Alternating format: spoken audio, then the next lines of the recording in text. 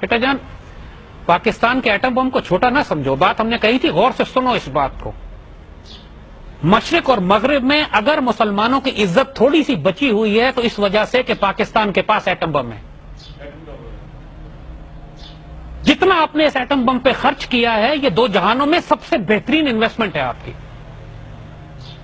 اگر اسرائیل کو کوئی روکے ہوئے ہے کہ وہ مسلمان ملکوں کو ہڑپ کر کے مدینے تک نہیں آ جاتا تو آپ کے ایٹم بم کے خوف سے، اگر انڈیا کو کوئی روکے ہوئے ہے ملیشیا سے لے کر کابل تک اپنا قبضہ نہیں کر لیتا تو آپ کے ایٹم بم کے خوف سے۔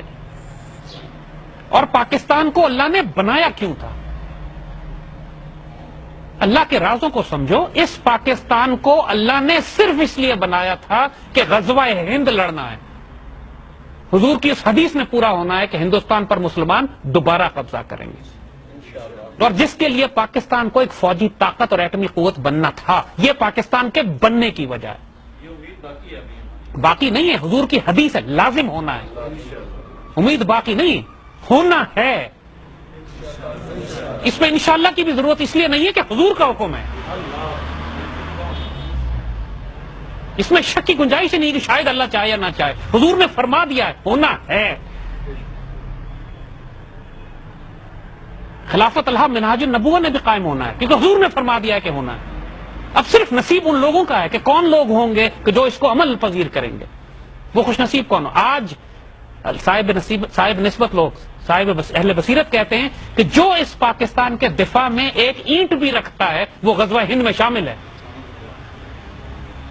غزوہ ہند اب سرحدوں پہ نہیں لڑا جائے گا صرف کہ فوجیں آگے جا کے ٹینکوں سے لڑ رہی ہوں گی، پوری قوم لڑے گی، جنگیں شہروں میں ہوں گی، ہو رہی ہے نا، ہو رہا ہے نا معاملہ شہروں میں۔ جو حضور نے فرما دیا ہے اس نے ہو کے رہنا ہے۔ خوش نصیب لوگ تلاش کیے جا رہے ہیں کہ کون اس خوش نصیب کا حصہ ہے۔ تو پاکستان بنا اس لیے، تو پاکستان کی فوج میں جو بھی خرابیاں ہوں، جو بھی کمزوریاں ہوں ہیں، اس میں کوئی شبے کی بات نہیں ہے، لیکن یہی فوج ہے جو غزوہ ہند لڑے گی، یہی فوج ہے جس کے پاس آج ہمارے ایٹمی ہتھیار ہے، یہی فوج ہے جس سے پورے دنیا کا کفر سب سے زیادہ خوف کھاتا ہے۔ اس حماقت میں نہ پڑ جانا کبھی کہ اپنی فوج کی ٹانگ گھسیٹ کے گرا دو تاکہ اس کے بعد پوری مسلم دنیا کی آبرو بک جائے۔ صرف مسلمان دنیا میں ترکی اب ایک ایسا ملک رہ گیا جس کے پاس ایک فوج ہے، باقی پوری مسلمان دنیا کی فوجیں ختم ہو چکی ہیں، یا ترکی ہے یا پاکستان، اور آنے والے وقتوں میں آپ دیکھو گے کہ ترکی اور پاکستان مل جائیں گے۔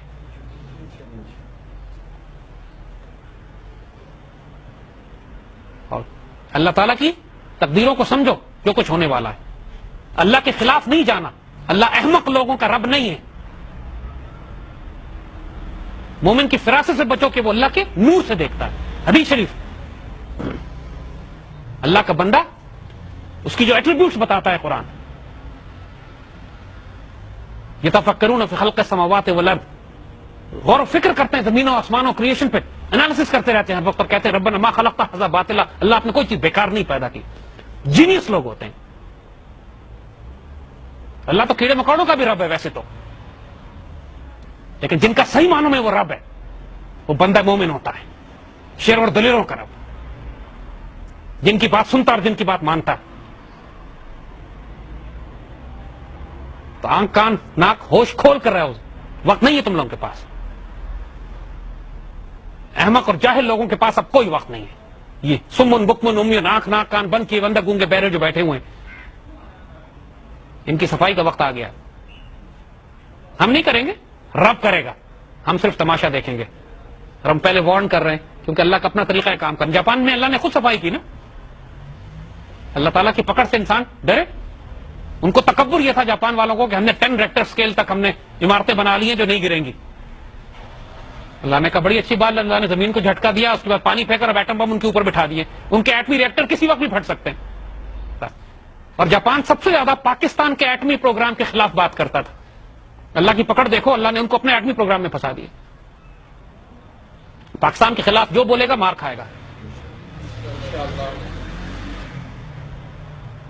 یہ پاکستان کو چھوٹا نہیں سمجھو، یہ بہت بڑی چیز ہے، بہت ہی بڑی چیز ہے۔